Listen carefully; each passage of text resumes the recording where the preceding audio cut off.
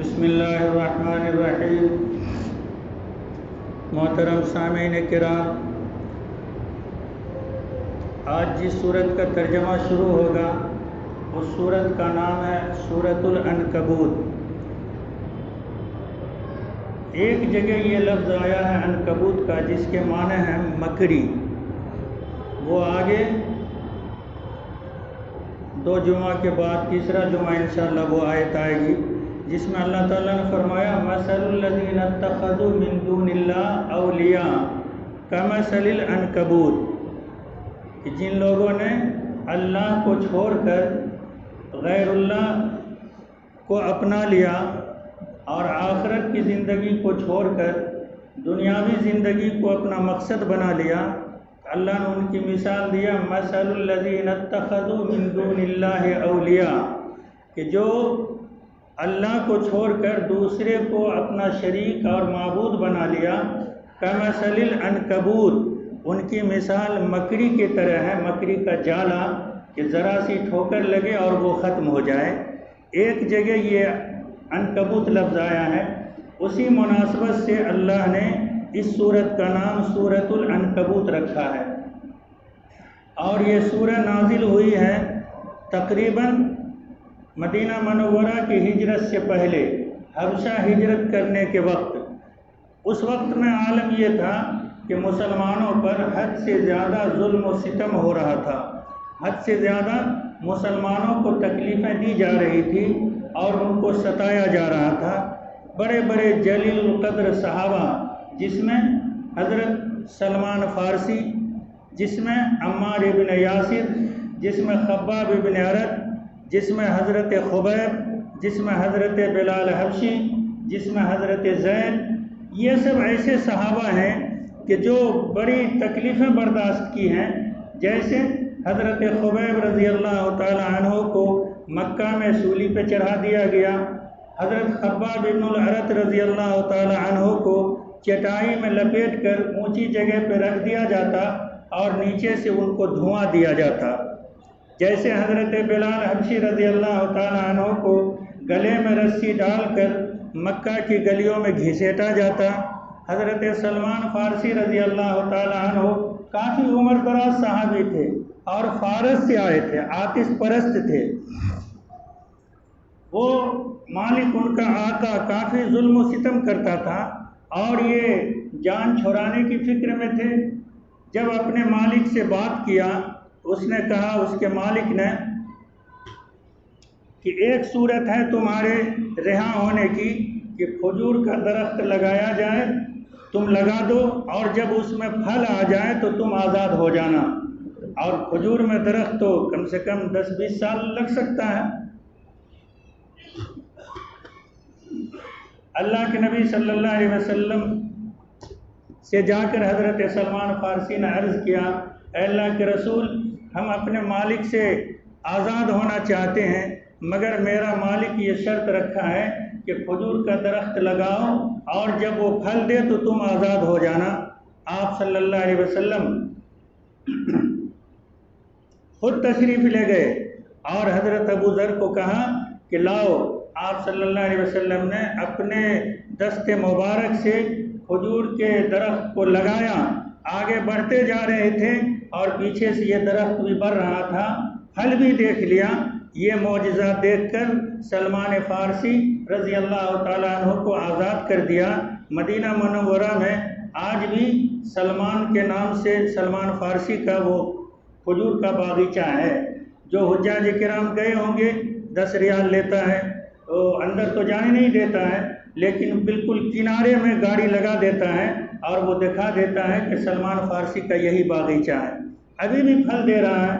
تو یہ سب صحابہ کرام کو ستایا جا رہا تھا۔ تو اس وقت میں حالت یہ تھی کہ کچھ صحابہ کرام ایمان لانے کے باوجود بھی تکلیف حد سے زیادہ تھی تو برداشت کے قابل نہیں تھے، اور کچھ ایسے تھے جو ایمان تو قبول نہیں کیا لیکن آپ صلی اللہ علیہ وسلم کو سچا جانتے ہوئے بھی کافروں کے ڈر سے ایمان نہیں لا رہے تھے۔ جو لوگ ایمان لائے ان کا ڈھلمل یقین ہو گیا کہ وہ کفر کی طرف جانے کو بھی تیار ہو گئے۔ ایک صحابی ہیں، وہ حضور پاک صلی اللہ علیہ وسلم کے پاس تشریف لے گئے اور کہا اے اللہ کے رسول صلی اللہ علیہ وسلم دعا کیجئے، حضرت خباب بھی دعا کیجئے کہ یہ لوگ میرے اوپر اتنا ظلم کر رہے ہیں، تھوڑا یہ معاملہ ٹل جائے۔ یہ لوگ نرمی کا معاملہ کرنے لگے۔ آپ صلی اللہ علیہ وسلم کعبہ کی دیوار سے ٹیک لگا کے بیٹھے ہوئے تھے، غصے اور جذبات کے عالم میں اٹھے ہیں، ٹیک کو چھوڑایا ہے اور کہا کہ کیا کہا، تم سے پہلے لوگ اس سے زیادہ ستائے گئے تھے، جیسے اور انبیاء کرام حضرت عزیر علیہ السلام یا ایک اور انبیاء کرام ہے جن کو آری چلایا گیا تھا، جن کو گڑھا کھود کے دفن کر دیا گیا تھا۔ ایسے حالت میں یہ صورت نازل ہوئی اور ہم لوگوں کے لیے بھی ایک سبق ہے۔ جیسے وہ لوگ یہ سمجھتے تھے کہ لا الہ الا اللہ محمد رسول اللہ کہہ لینے سے ساری چیزیں ہو جائے گی، مرنے کے بعد بھی زندگی آسان، جنت بھی سستی چیز ہے، مل جائے گی۔ آج بھی ہم لوگ یہی سوچ رہے ہیں۔ اس آیت میں وہ جواب ہے الف لام میم احسب الناس ان یترکوا ان یقولوا آمنا، کیا لوگوں نے یہ گمان کر رکھا ہے کہ صرف آمنا ہم ایمان لے آئے یہ کہنے سے ان کی چھٹی ہو جائے گی؟ وہم لا یفتنون، وہ لوگ آزمائے جائیں گے، ان کا امتحان لیا جائے گا۔ ایک تو یہ ہے، اور اس کا مطلبی ترجمہ مفسرین کرام نے یہ کہا ہے کہ صرف لا الہ الا اللہ پڑھ لینے سے نہیں ہوگا، بلکہ لا الہ الا اللہ کے مطابق امر اور نہیں۔ کچھ چیز ایسی ہے جو کرنے کو جی چاہتا ہے مگر اللہ نے منع کیا ہے تو اس سے رکنا ہے، اور کچھ چیز یہ ہے کہ نہیں کرنے کا من کرتا ہے اور اللہ نے کہا کرنا ہے تو اس کو کر لینا ہے۔ یہ بھی ایک آزمائش کا طریقہ ہے۔ اسی آیت سے ملتی جلتی دوسرے پارے میں ہے وَلَنَبْلُوَنَّكُمْ بِشَيْءٍ مِّنَ الْخَوْفِ وَالْجُوعِ وَنَقْصٍ مِّنَ الْأَمْوَالِ وَالْأَنفُسِ وَالثَّمَرَاتِ، کہ ہم تمہارا امتحان لیں گے اس طریقے سے۔ کیا؟ وَلَنَبْلُوَنَّكُمْ بِشَيْءٍ مِّنَ الْخَوْفِ، کبھی تم پر خوف ڈال دیں گے، ڈرے سہمے رہو گے، جیسے ابھی ہم مودی سرکار سے ڈر رہے ہیں۔ وَلَنَبْلُوَنَّكُمْ بِشَيْءٍ مِّنَ الْخَوْفِ وَالْجُوعِ، کبھی بھوک مری ہو جائے گی، وَنَقْصٍ مِّنَ الْأَمْوَالِ، کبھی مال نقصان ہو جائے گا، وَالْأَنفُسِ، کبھی جان کو نقصان ہوگا، وَالثَّمَرَاتِ، کبھی فصل پھل فروٹ نقصان ہو جائے گا، وَبَشِّرِ الصَّابِرِينَ، لیکن اس پہ صبر اگر کر لو تو تم کو جنت کی خوشخبری ہے۔ اسی آیت سے ملتی جلتی الف لام میم احسب الناس ان یترکوا ان یقولوا آمنا، کہ کیا اتنا کہنے سے چھوڑ دیا جائے گا کہ آمنا ہم ایمان لے آئے، وہم لا یفتنون، اور ان کا امتحان نہیں لیا جائے گا۔ وَلَقَدْ فَتَنَّ الَّذِينَ مِنْ قَبْلِهِمْ، وہی صحابہ جو حضور پاک صلی اللہ علیہ وسلم کو مکہ میں دعا کی درخواست کیا تھا، ان کا جواب یہ ہے وَلَقَدْ فَتَنَّ الَّذِينَ مِنْ قَبْلِهِمْ، ہم اس سے پہلے بھی بہت ساروں کا امتحان لے چکے ہیں، بہت سے لوگوں کو آزمائش میں ڈال چکے ہیں۔ فَلْيَعْلَمَنَّ اللَّهُ الَّذِينَ صَدَقُوا وَلَيَعْلَمَنَّ الْكَاذِبِينَ، تاکہ اللہ جان لے کہ ایمان میں سچا اور پختہ کون ہے اور جھوٹا کون ہے۔ اس جگہ ایک سوال ہے کہ اللہ رب العزت عالم الغیب ہے، تقدیر کا لکھنے والا ہے، پورا اس کو معلوم ہے کہ یہ بندہ صحیح ہے اور یہ بندہ غلط ہے، پھر اس جگہ یہ کیوں کہا کہ آزمائش ہوگی تب اللہ جانیں گے، امتحان ہوگا تب اللہ جانیں گے کہ سچ کون ہے جھوٹ کون ہے؟ اللہ کو تو علم ہے ہی۔ اس کی مثال مفسرین کرام نے یہ دیا ہے کہ اللہ کے علم میں یہ بات ہے کہ فلاں شخص امانت دار ہے، اللہ کے علم میں یہ بات ہے کہ فلاں شخص خیانت دار ہے، خیانت کرتا ہے۔ اللہ کے علم میں یہ ہے کہ یہ شخص چوری کی طرف رجحان ہے، اس کا برائی کی طرف رجحان ہے، لیکن یہ اللہ کا علم ہی سزا اور جزا کا اصل نہیں ہے۔ سزا اور جزا کا اصل ہے عمل کے پیرائے میں ڈھالنا۔ ایک شخص کو آپ روپیہ دیجئے، اللہ خوب جان رہا ہے کہ یہ امانت دار ہے، لیکن اس کو کوئی مرتب اور پھل نہیں ملے گا، کیونکہ صرف اللہ کے علم ہے۔ ہم ان کو روپیہ دیں گے اور وہ امانت کے طور پر رکھے رہیں، جب وقت آئے تو مجھ کو واپس کر دے، اب اللہ تعالیٰ اس پہ امانت داری کا پھل عطا فرمائیں گے۔ تو اللہ کے علم میں یہ بات ہے، لیکن آزمائش میں ڈالنے کے بعد اللہ تعالیٰ اس بات کو پھیلانا چاہتا ہے کہ سچا کون ہے اور جھوٹا کون ہے۔ تو عمل کا دار و مدار، حل اور بدلہ ملنے کا دار و مدار عمل کے اوپر ہے۔ یہ اللہ کے علم کی بات الگ ہے۔ ایک بات بیچ میں یہ کہہ دیں کہ اللہ نے تقدیر لکھا ہے، اللہ کے علم میں سب کچھ ہے، اور عام طور سے ہم اور آپ سب سمجھتے ہیں کہ تقدیر پیشانی میں لکھی ہوتی ہے۔ ٹھیک ہے، اچھی بات ہے۔ ایک بابا جی سے، بابا جی وہ بابا جی نہیں، بابا جی یعنی جھاڑ پھونک کرنے والا یا اللہ کا ولی، اس کو کسی نے شکایت کیا کہ بابا جی ہمارا ہر کام الٹا ہوتا ہے، ہمارا ہر کام الٹا ہوتا ہے، اس کی کیا مصلحت ہے؟ تو ان صاحب نے کہا کہ دیکھو تمہارا کام الٹا ہوتا ہے، یہ لکھاوٹ کے اعتبار سے ہے، تم اپنے آپ کو مہر بن جاؤ۔ مہر دیکھا، کاغذ پہ جو مہر مارتے ہیں اس کی لکھاوٹ الٹی ہوتی ہے، اور جب کاغذ پہ وہ پڑتا ہے تب اس کی لکھائی سیدھی ہوتی ہے۔ ان بابا جی نے کہا کہ تم کام بھی الٹا، لکھاوٹ بھی الٹا ہے اور تمہاری چھپائی بھی الٹا ہے۔ تم ایسا کرو کہ تقدیر جہاں پہ لکھی ہے یہ لکھا تو الٹا ہے، لیکن مصلے پہ تم اس مہر کو مار دو تو سجدے کی وجہ سے اللہ تعالیٰ اس لکھاوٹ کو، اس تقدیر کو سیدھا کر دے گا۔ تو یہ اصل ہے۔ یہ بیچ میں ایک بات آ گئی، ام حسب الذین یعملون السیئات ان یسبقونا، کہ کیا وہ لوگ یہ گمان کرتے ہیں کہ برائی کرنے کے بعد بھی ان یسبقونا، ہم سے سبقت لے جائیں گے۔ یہ عربی جملہ ہے۔ سبقت کا مطلب یہ ہے کہ کیا ہم سے بھاگ جائیں گے یا ہم سے چھوٹ جائیں گے۔ ساء ما یحکمون، کیسا برا یہ فیصلہ کرتے ہیں کہ جو اللہ ایک ناپاک نطفے سے انسان بنا سکتا ہے، جو انسان ایک ہی زمین میں قسم قسم کے پھل پھول پودے اگا سکتا ہے، جو اللہ چلتے پھرتے کسی کی موت دے سکتا ہے اور انہونی شکل پر بڑھاپے میں سیدنا ابراہیم کو اولاد دے سکتا ہے اور سیدنا ابراہیم کو آگ سے نکال سکتا ہے، موسیٰ علیہ السلام کو دریائے نیل سے پار کر سکتا ہے، تو ساء ما یحکمون، اس اللہ کے بارے میں ایسا فیصلہ کیوں کرتا ہے کہ ان یسبقونا، کہ وہ اس سے چھوٹ کے بچ کے نکل جائیں گے؟ ایسا نہیں ہو سکتا، اللہ کی پکڑ ہو کے رہے گی۔ من کان یرجو لقاء اللہ فإن أجل اللہ لآت، کہ جو لوگ یہ امید رکھتے ہیں کہ اللہ سے ہماری ملاقات ہوگی، اللہ تعالیٰ کے سامنے کھڑا ہونا ہوگا، فإن أجل اللہ لآت، اللہ کا وعدہ آ کر رہے گا۔ ایک جگہ اور کہا ہے، پہلے ہم نے کہا بھی تھا، امام شافعی رحمۃ اللہ علیہ سے کسی نے پوچھا کہ کیا دنیا میں کسی کو آپ یہ بتلا سکتے ہیں گارنٹی، یقین کے ساتھ کہ یہ شخص جنتی ہے یا یہ شخص جہنمی ہے؟ بہت سارے علماء کی مجلس تھی، سارے علماء خاموش رہے۔ امام شافعی رحمۃ اللہ علیہ نے کہا کہ ہاں، میرے پاس اس کی دلیل ہے کہ میں یہ کہہ سکتا ہوں کہ یہ شخص جنتی ہے۔ وہ اما پارہ میں والنازعات غرقا سورہ میں اخیر میں ہے، وَأَمَّا مَنْ خَافَ مَقَامَ رَبِّهِ وَنَهَى النَّفْسَ عَنِ الْهَوَىٰ، کہ جو اپنے رب کے سامنے کھڑے ہونے سے ڈرتا ہے، خواہش نفس کو مارتا ہے، اللہ تعالیٰ فرماتے ہیں فَإِنَّ الْجَنَّةَ هِيَ الْمَأْوَىٰ، اس کا ٹھکانہ جنت ہے۔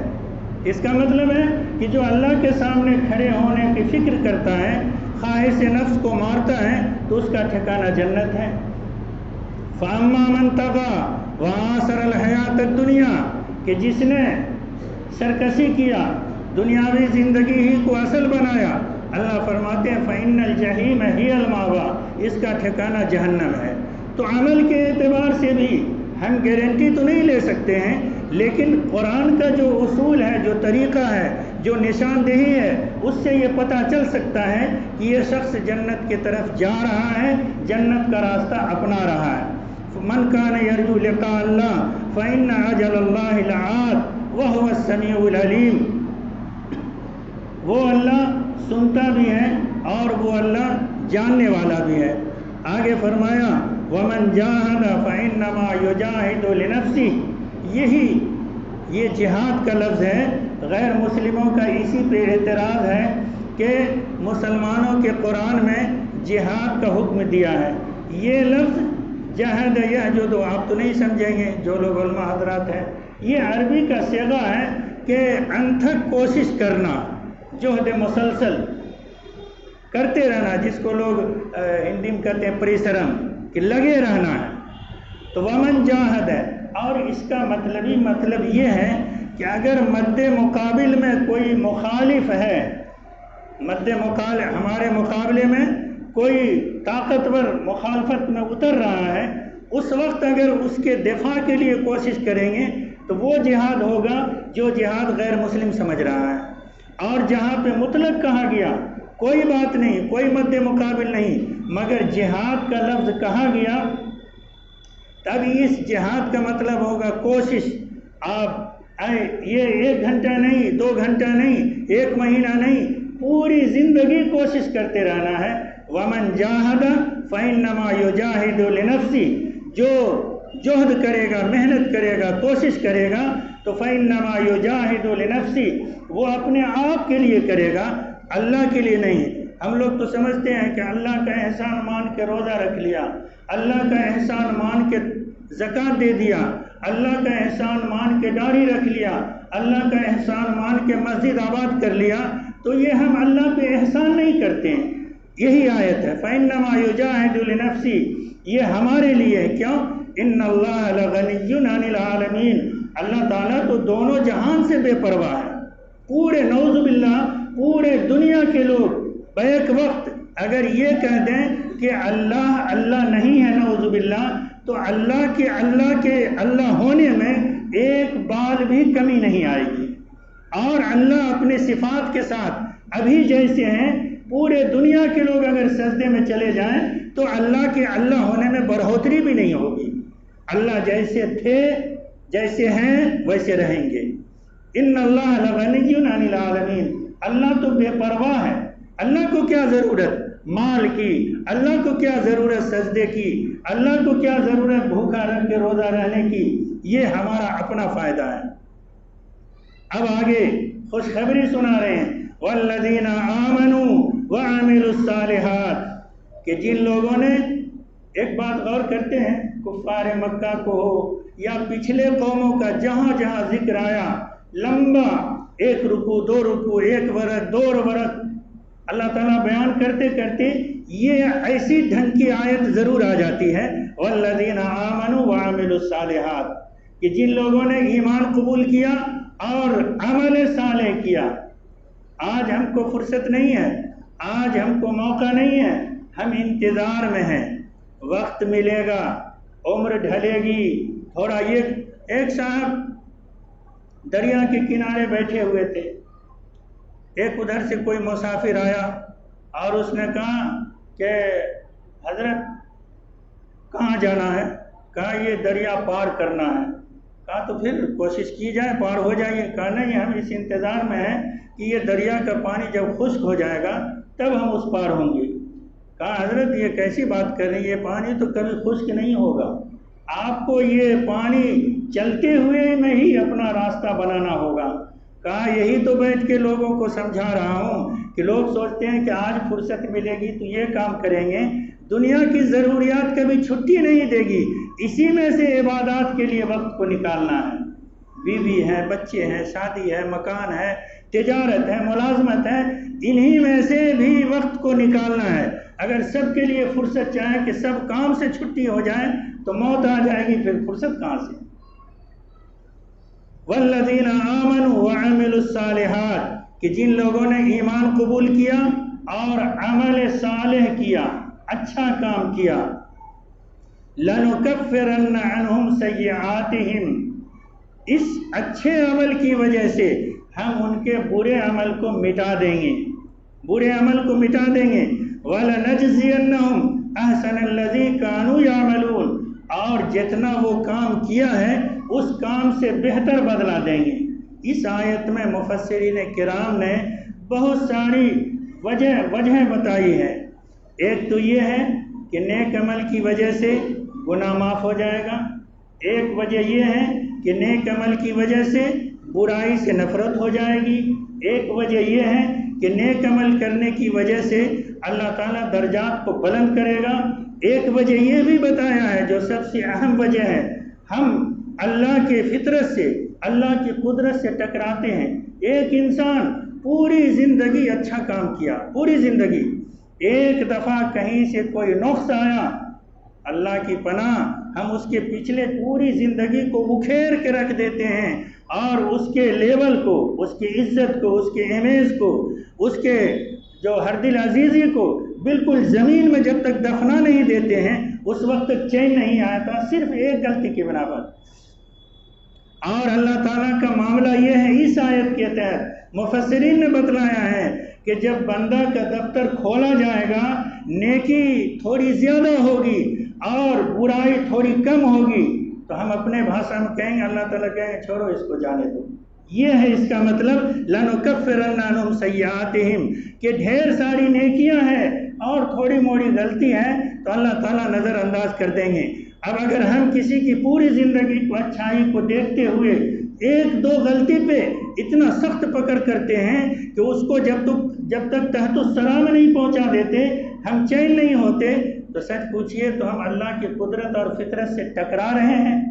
نہیں ٹکرا رہے ہیں۔ اللہ تعالیٰ ڈھیر ساری نیکیوں کو دیکھ کر جنت جیسی مہنگی چیز دے دے گا، جہنم سے چھٹکارا دے سکتا ہے، اور ہم ایک دو خامی، ایک دو غلطی اگر ہمارے سامنے بھی آ جائے، وہ بھی کیسی غلطی جس کو مکروہ بھی نہیں کہا جائے، مکروہ پہ بھی پکڑ ہو سکتا ہے۔ مکروہ تحریمی تو ایک الگ بات ہے، وہ عوام کی نگاہ میں مکروہ بھی نہیں ہوتا، اس پہ اتنا بال کا کھال نکال دیتے ہیں کہ جب تک وہ انسان رسوا نہیں ہو جاتا ہم فرصت نہیں پاتے ہیں۔ اور اللہ تعالیٰ فرماتے ہیں وَالَّذِينَ آمَنُوا وَعَمِلُوا الصَّالِحَاتِ، کہ جو اچھا کا ایمان لایا، اچھا کام کیا، لَنُكَفِّرَنَّ عَنْهُمْ سَيِّئَاتِهِمْ، ہم ان کی برائیوں کو نیک عمل کی بدلے سے دھل دیں گے، لے جائیں گے۔ وَلَنَجْزِيَنَّهُمْ أَحْسَنَ الَّذِي كَانُوا يَعْمَلُونَ، اور ہم ان کو وہ بہتر بدلہ دیں گے جیسا اس نے کام کیا اس سے اور اچھا بدلہ دیں گے۔ یہ ساری باتیں ہیں جس میں اللہ تعالیٰ نے یہ فرمایا چند آیتوں میں کہ انسان کو یہ وہم و گمان میں نہیں رہنا چاہیے کہ صرف ایمان لانے، لا الہ الا اللہ پڑھ لینے ہی سے فرصت ہو جائے، نہیں، وہم لا یفتنون، چاہے آزمائش زندگی کے اعتبار سے ہو، چاہے عمل کا حکم دے کر اللہ آزمائش کرے، ہم کو اس پہ کھرا اترنا ہوگا، کھوٹے رہیں گے تو صرف اتنا کہہ لینے سے کام نہیں چلے گا۔ اللہ تعالیٰ سے دعا ہے کہ اللہ تعالیٰ ہم سب کو ان باتوں پہ عمل کی توفیق عطا فرمائے۔